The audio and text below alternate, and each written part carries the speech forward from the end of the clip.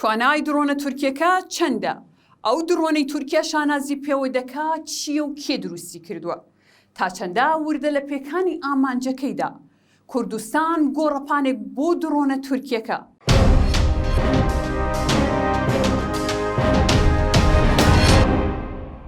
لە ماوەی ئەم حەوت مانگەی ساڵی 2023دا بەپێی هەندێک زانیاری تایبەت کە تیوار لە سەرچاوەیەکی ئەمنی لە سلێمانی دەستی کەوتووە.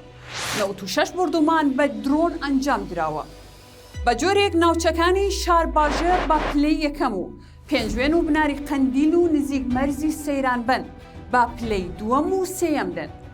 درۆنی تورکی چی و تواناکەی چەندە؟ بایرەکتار جۆرێکی فڕۆکەی بێفڕۆکەوانی تورکیایە.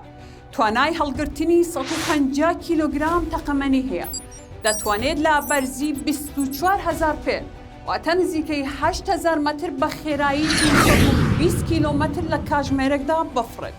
ئەو فڕۆکەیە دەتوانێت بۆ ماوەی زیاتر لە 24 کاتژمێر لە ئاسماندا بمێنێتەوە.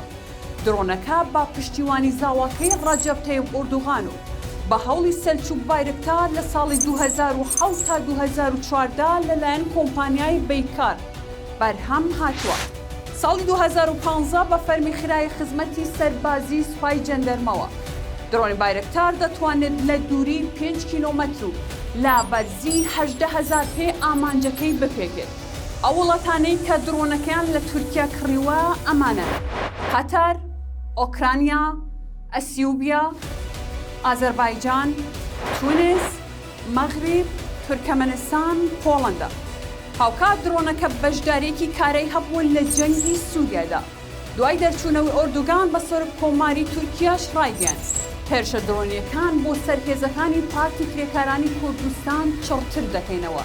لە ئێستاشدا درۆنەکە ڕۆڵێکی کارای هەیە لە بە ئەنجامگرتنی سەرکردە سەربازیەکان و هاوڵاتیانی مەدەنی لە ناوچەکانی دەرەوەی خاکی تورکیا. با تایبەتیش هەرێمی کوردستان گۆڕەپانێکی کراوەیە بۆ هێرشە درۆنیەکانی تورکیا. بەڵام هەم هەرێم و هەمیش بەغداد خۆیان لێ بێدەنگ کردو. هیچ کاردانەوەیەکی ئەو تۆ نابیندرن بەرامبەر هێرشە بەردەوامەکانی تورکیا بۆ سەرخاکی هەرێم و بەزاندنی سەروەریەکانی عێراق.